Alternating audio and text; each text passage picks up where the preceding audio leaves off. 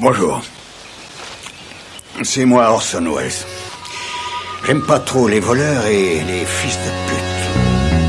Salut c'est Ciné, votre rendez-vous avec le cinéma qui n'aime rien tant que les gros monstres, gentils ou méchants, les films où la fantaisie le dispute à l'angoisse, où l'on nous en met plein la gueule de vitesse, de maîtrise, de folie et de beauté. Et autant vous dire que dans ces catégories respectives, ils sont peu nombreux à régaler autant que le sud-coréen Bong Joon-ho, dont le dernier film Okja a fait sensation pour plein de raisons bonnes comme mauvaises au Festival de Cannes il y a quelques semaines. On en avait parlé à l'époque, je vous renvoie d'ailleurs à notre série d'émissions cannoises. Mais à l'occasion de sa sortie officielle sur Netflix, on en remet une couche sur la filmo particulière et passionnante de ce monsieur filmo qu'on va passer en revue ici à l'antenne Paris en public avec un duo de rêve. Arnaud Bordas d'un côté, salut Arnaud. Salut Thomas. Et David Honora de l'autre, lâche ton téléphone David, bonjour. Salut Thomas. C'est Nos Ciné épisode 92 et c'est parti.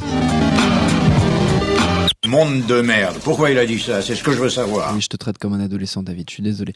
Okja, puisqu'on va commencer par là, tiens, tant qu'à faire. Okja, c'est l'histoire de la bestiole gigantesque du même nom, sympathique animal qui s'égaye dans la nature avec sa meilleure amie, la jeune Mija, incarnée par Han Seo-yeon, qui va devoir se lancer dans une quête périlleuse lorsqu'Okja est enlevé par une firme multinationale pour être débité en côtelettes, firme dirigée par la redoutable et terrifiante Nancy Mirando, alias Tilda Swinton. Ladies and gentlemen, put your hands together for the one, the only. Alors je sais qu'on en a déjà parlé durant Cannes, mais une fois l'euphorie du festival passé, messieurs, quel souvenir vous gardez du film, Arnaud? Moi, j'ai encore un souvenir très prégnant de la projection du film à Cannes. Des gens qui se jettent des bouteilles de bière à la tête. Ouais, je sais pas, il y a des bruits bizarres dans ce studio. Donc ouais, non, j'ai un souvenir encore très vivace de cette projection du film, quoi, dont je me rappelle encore toutes les grandes scènes marquantes. Je sais pas, c'était il y a un mois maintenant, Cannes, à peu près, quoi, peut-être un peu moins. À l'heure où nous enregistrons cette émission. Voilà, et en général, en tout cas, moi, en ce qui me concerne, c'est déjà un signe où je me dis, bon, bah, c'est un film qui va bien me rester en tête, quoi. Mais ouais, c'était une belle claque, c'était la plus belle du Festival de Cannes, moi, en ce qui me concerne, pour plusieurs raisons, hein. Déjà parce que c'est un film qui ne... voilà, dans la sélection du film dans la sélection officielle de Cannes, autant que ce soit en compétition, hors compétition, en section parallèle, il y a quand même beaucoup de films qui se ressemblent. Celui-là ne ressemblait à aucun autre, quoi. Il y avait pas de comparatif possible, quoi. Après, on peut aimer ou ne pas aimer, hein, mais c'est un film qui ne ressemble qu'à lui-même. Et comme souvent les films de Bong Joon-ho. Donc déjà pour ça. Ensuite, parce que c'est un film qui brasse... au-delà des genres, qui brassent les ruptures de ton, on va dire, en particulier entre cinéma familial et cinéma un peu plus radical, quoi. Mais je pense que... Après, ça peut être un débat, hein, à partir de quel âge on peut montrer ce film. Mais je pense que justement, c'est souvent la marque des plus grands films pour enfants, que de les confronter aussi à des choses graves, à des choses effrayantes. Voilà, parce que c'est un film qui, dans sa première partie, est très bucolique, rend directement hommage à Totoro. Il cite le film de Miyazaki, ça m'a aussi séché, parce qu'il faut arriver à le faire, quoi. Quand on cite des films comme comme Totoro, comme Citizen Kane, comme Le Bon, la Brute et le Truand, il faut en avoir sous le capot, quoi, pour pouvoir prétendre à ça. En voiture, quoi. Voilà. Et donc il réussit, le gars, c'est formidable.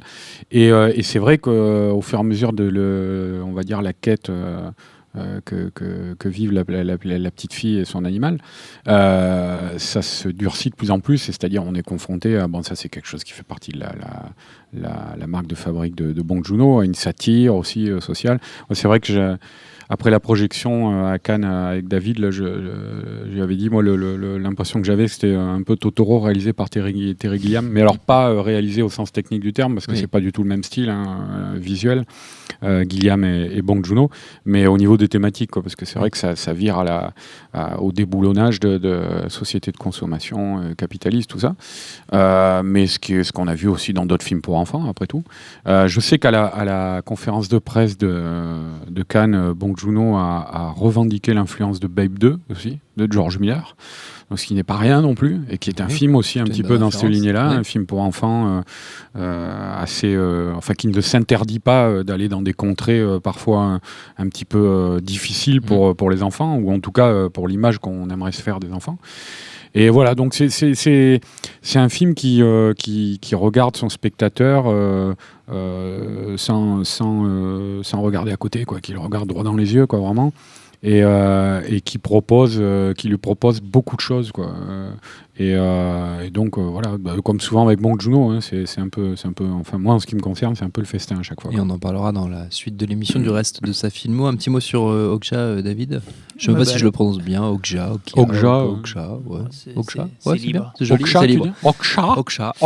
C'est un film important et en fait son caractère de film Netflix, à mon avis, est assez important parce que dans les procès qui ont été faits à Netflix au moment du Festival de Cannes, il y a notamment la question de l'impérialisme culturel américain. Et en fait, mine de rien, c'est un film qui justement brise cet impérialisme, puisque c'est un film réalisé par un réalisateur coréen qui se passe un petit peu dans le monde entier et qui fait intervenir des acteurs du monde entier, qui renvoie à un imaginaire qui emprunte, comme l'a dit Arnaud, autant à Miyazaki que effectivement à Terry Gilliam, mais plutôt de l'époque du baron de Munchausen ou ce genre de cinéma. Et cette richesse-là, cette richesse qui renvoie justement à la diversité d'un cinéma mondial et pas que justement à l'impérialisme d'un cinéma américain, c'est ce qu'on aimerait voir défendu par Netflix et qui transcende un peu les débats qui ont lieu au moment du Festival de Cannes. En même temps, voilà, le risque, c'est que ça soit une devanture qui au bout d'un moment est escamotée. Je pense notamment au fait que la série Sense8 ne soit pas renouvelée. Ce sera l'objet d'une prochaine émission, David. Ça me peine beaucoup. Je voilà. sais, moi aussi. Et donc voilà, donc je pense que c'est un film important. C'est un film aussi où, pour le coup, je regrette qu'il va être plus que difficile, en fait quasiment impossible pour le spectateur français de le découvrir sur grand écran. Je dis quasiment impossible parce que je viens de recevoir un petit communiqué de presse de SoFilm. Génial, en direct. Qui va faire couper les rotatives. En fait, SoFilm va faire quelques séances exceptionnelles sur grand écran dans le cadre de ces festivals à Nantes et à Bordeaux. Donc il y aura une projection à Nantes le 28 juin, une projection à Bordeaux le 6 juillet et 3 projections à Paris le 28 juin. Le problème, c'est que ce sera des séances gratuites dans la limite des places disponibles. Donc je pense qu'il va falloir se lever tôt pour pouvoir voir les films. Mais ça vaut vraiment le coup parce que c'est un pur film, un grand spectacle. Voilà, qui tire vraiment il y a une son projection intérêt. demain matin sur Paris, je crois, mais alors je sais plus si c'est projection. Oui, alors le demain matin du podcast. Le demain matin du podcast, ça marche plus, Arnaud. C'est dans le passé. Je m'en vais. Voilà. Il n'a pas compris encore comment ça marche. Il pensait qu'on était en direct. Mais à l'inverse, voilà, le truc, c'est que pour la plupart des auditeurs, ça sera la possibilité de le découvrir sur Netflix et du coup de le voir dès sa sortie, finalement autant de fois qu'on veut, de se repasser en boucle l'incroyable scène de la poursuite dans le centre commercial qui pour moi est un des grands chocs de ces dernières années. Donc voilà ce que j'ai à dire sur Okja. Et donc on peut enchaîner sur la carrière de Bong Joon-ho et je vais donner la main à Arnaud qui a vu son tout premier film qui est un peu plus méconnu et que moi je n'ai pas vu. Il y a déjà une dizaine d'années, je l'ai vu, donc c'est un bon film. Enfin, c'est un bon film. On parle de Barking Dog là, du coup. Barking Dogs. Attends que je dise pas de bêtises. Barking Dog Never Bites. Oui. Voilà, c'est le titre entier. Oui, Chien qui aboie ne mord pas. Il est sorti en DVD il y a 3-4 ans, 4-5 ans peut-être, sous le titre, enfin en France, sous le titre Barking Dog.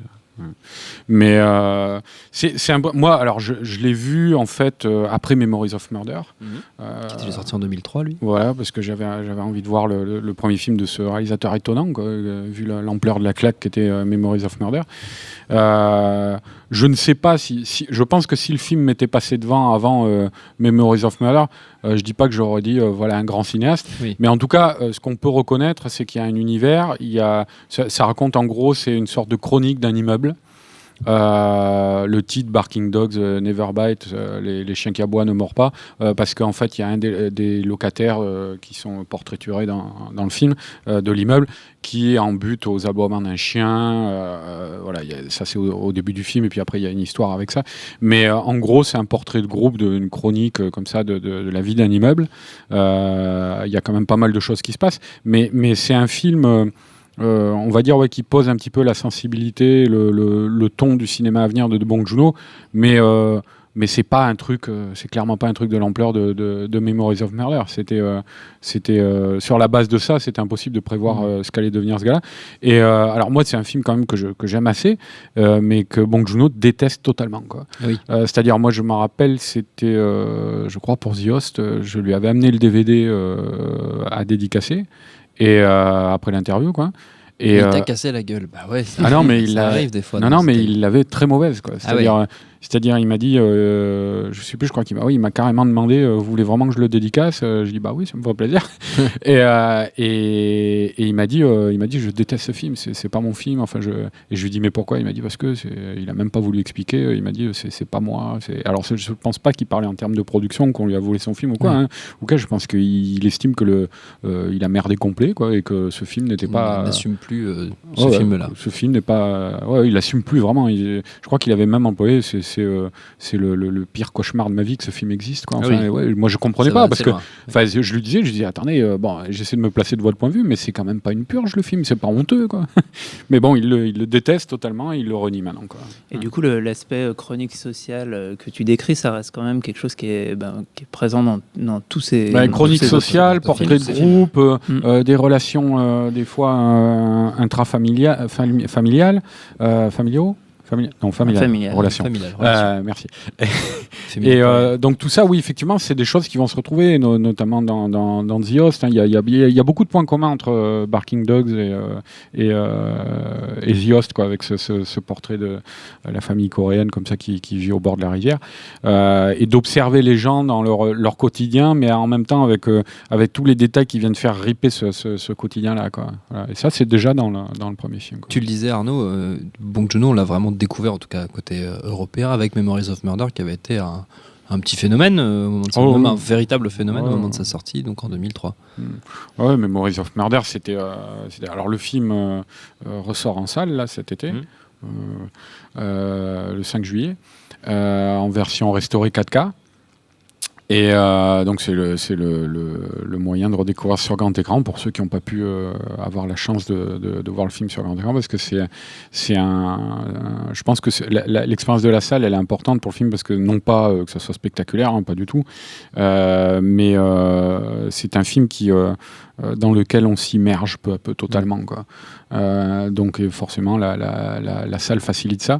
Et alors c'est un polar, en gros, pour faire vite, hein, Memories of Murder, c'est tiré d'une histoire vraie, hein. C'est un peu, il y en a qui ont comparé le film à Zodiac, hein, notamment, en disant que c'était le Zodiac coréen, parce que c'est une histoire vraie qui n'a pas été résolue, d'un tueur en série qui a ensanglanté un petit coin de campagne coréenne, je crois au début des années 80, il me semble, ou au milieu des années 80. Et donc le film raconte ça, la découverte des cadavres de jeunes femmes, toutes dans la même position, avec les mêmes blessures, tout ça, qui se multiplient dans cette région, et les enquêtes, donc non pas parallèles, mais en commun, de deux flics locaux, du village du coin, là, de la petite ville où ça se passe, et d'un flic venu de Séoul, de la capitale, pour pouvoir leur prêter main forte. Et donc déjà, ce qui est étonnant, c'est que moi j'aime beaucoup ça chez Bong Joon-ho. C'est quelqu'un qui ne résout pas en général définitivement le sort de ses personnages, mais je parle d'un point de vue notamment moral, quoi. Oui. C'est-à-dire il y a des personnages dans Memories of Murder. Je vais essayer de pas trop spoiler quand même, hein, non, pour ceux qui ne l'ont pas vu et qui pourront avoir l'occasion de le revoir en salle. On leur conseille vivement. Mais il y a des personnages qu'on met dans un tiroir. Et quand on se dit, y a en gros un des flics là par exemple, on se dit lui c'est un gros bourrin, c'est un gros bœuf qui comprend rien à la vie, voilà. Et puis l'espace d'une course poursuite, on est avec lui et l'intuition qu'il a, enfin en tout cas l'observation, le talent d'observation dont il fait preuve nous enthousiasme, quoi. Donc c'est jamais définitif chez Bong Joon-ho, et en soi c'est pour le spectateur c'est assez jouissif parce que on n'est jamais persuadé de savoir comment ça va se terminer tout ça pour tel ou tel personnage, quoi. Voilà, oui. David, c'est intéressant en fait le fait que ça soit son deuxième film, parce que pour le coup, c'est un film extrêmement ambitieux qui a demandé énormément de préparation, une préparation méticuleuse. Il a passé plus d'un an à faire des repérages. Toutes les séquences du film sont tournées sur les lieux où effectivement ont été retrouvés les cadavres, etc. Et dans le contexte de faire ce film en Corée, évidemment, comme c'était un fait divers qui avait marqué les gens, voilà, il y avait beaucoup de pression à réaliser ce film, et en fait, même s'il n'assume pas son premier long métrage, j'imagine que le fait d'avoir pu s'essayer et en fait maîtriser l'aspect cinéma d'un tournage lui a permis d'avoir la confiance nécessaire à réaliser ce film qui, d'une part, est extrêmement ambitieux sur son sujet, et d'autre part, formellement, extrêmement abouti. Il y a un travail, c'est là pour le coup effectivement qu'on découvre tout de suite un très grand cinéaste, c'est-à-dire que la composition de chaque plan, la manière dont il réussit à mettre en scène, souvent dans des plans assez larges,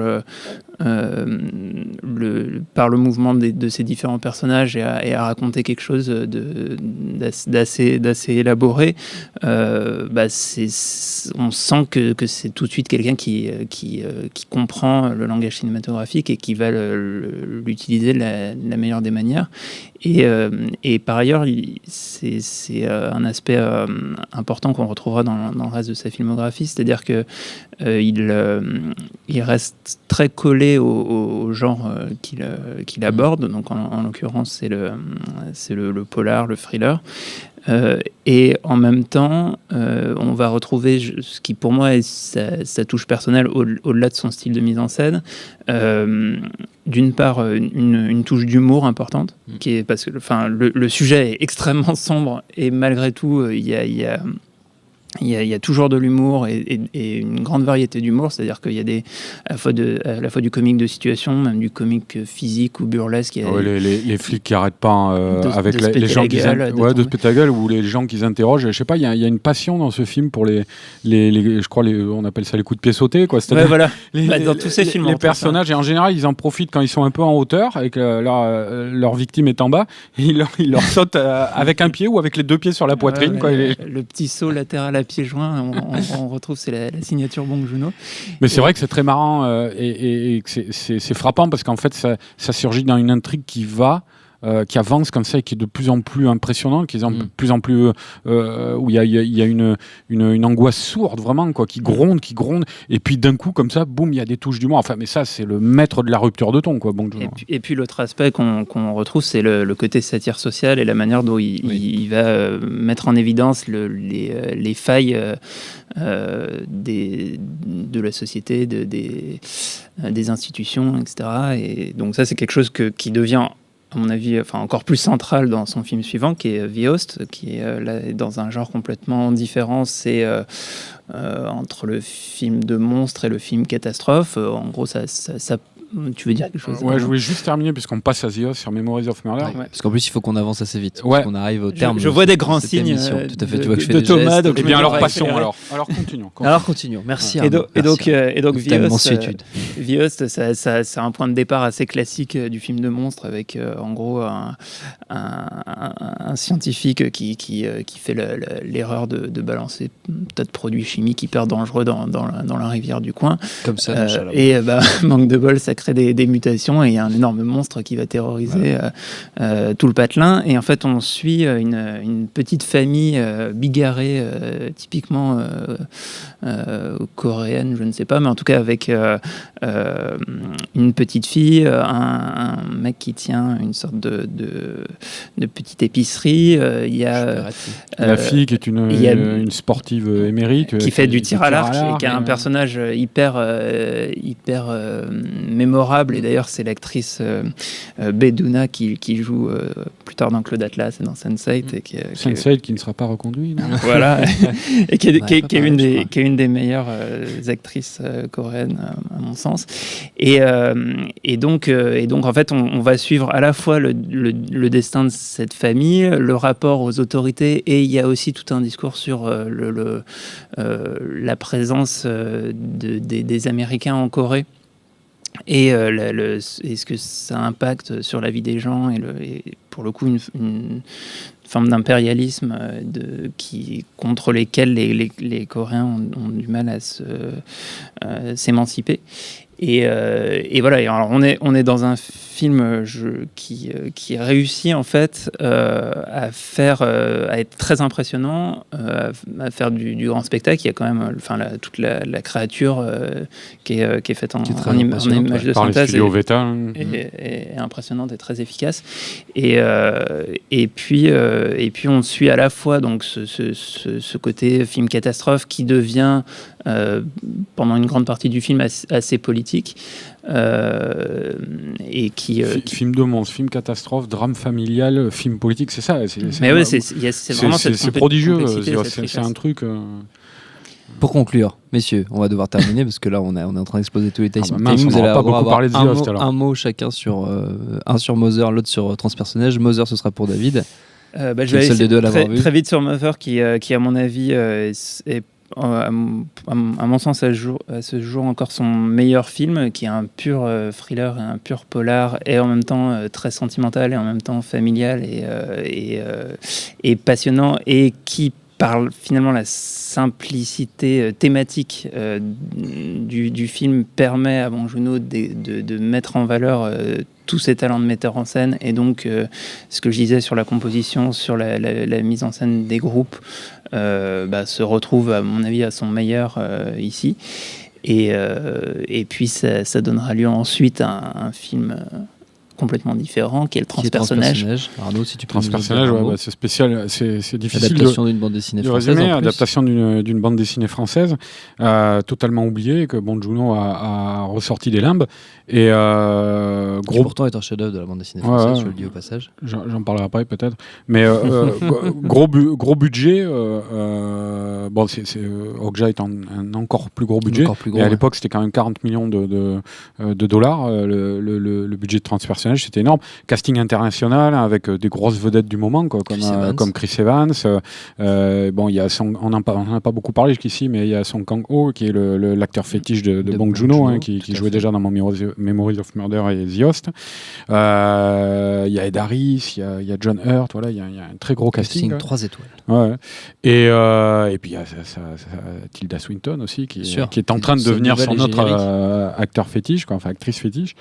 Et voilà, c'est un film. Alors là, c'est son film le plus spectaculaire. C'est un film post-apocalyptique avec ce train qui tourne sans cesse autour de la Terre, parce que une Terre totalement gelée, qui a sombré dans une nouvelle ère glaciaire, et qui transporte à son bord les survivants. Et ça permet une fois de plus à Bong Joon-ho de revenir sur ces thématiques socio-politiques, puisque le train s'organise en strates sociales, des wagons de tête, des wagons de queue, qui sont dans la misère la plus totale, jusqu'aux wagons de tête qui vivent dans l'opulence, la richesse la plus complète. Et donc voilà, les pauvres remontent le train pour créer une rébellion. C'est son film le plus, moi je trouve, le plus offensif, le plus coléreux, si tant est qu'on puisse dire que son cinéma est colérique, mais il y a une vraie rage interne dans c'est le plus vindicatif. Voilà.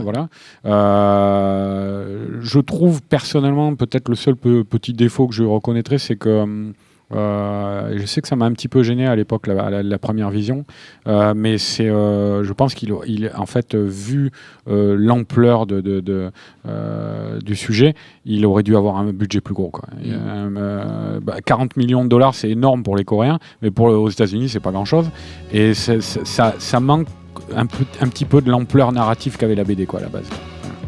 Qu'on conseille donc dont on conseille la lecture. C'était Marocco. Ça peut faire une reco. Formidable BD de Jean-Marc Rochette et Loeb. Tout à fait. Qui avait été oublié pendant 30 ans. Tombé en désuétude malheureusement, mais ça va trop vite, mais ça donnera l'occasion, j'espère, aux gens qui nous écoutent donnera l'envie en tout cas aux gens qui nous écoutent de revoir ou de voir tous ces films de Bong Joon-ho dont on a parlé, et surtout donc de regarder maintenant Okja sur petit ou sur grand écran s'ils ont le temps d'aller aux séances dont a parlé David. On vous mettra tous les liens qu'il faut sur notre page. Notre temps est écoulé. Merci à tous les deux, merci à Julie la technique, merci au public, merci à l'antenne Paris pour l'accueil. Rendez-vous sur notre site nosciné.com pour retrouver toutes nos émissions, le programme des prochaines, les dates d'enregistrement en public si vous voulez venir nous voir aussi. Info à retrouver sur binge.audio également, le site de notre réseau de podcast Binge Audio. Si vous nous écoutez via iTunes, on le dit à chaque fois mais on le répète quand même, prenez, si ça ne vous embête pas, une poignée de secondes pour laisser un maximum d'étoiles à ce podcast, c'est très utile pour nous, ça ne vous coûte rien, c'est gagnant-gagnant, un deal de rêve. On vous remercie d'avance, on vous dit à très vite. Salut, c'est Mehdi Maizy. Retrouvez No Fun tous les vendredis, le podcast qui donne de l'amour à Kanye West, Michel Berger et Kalash Criminel. Uniquement dans No Fun.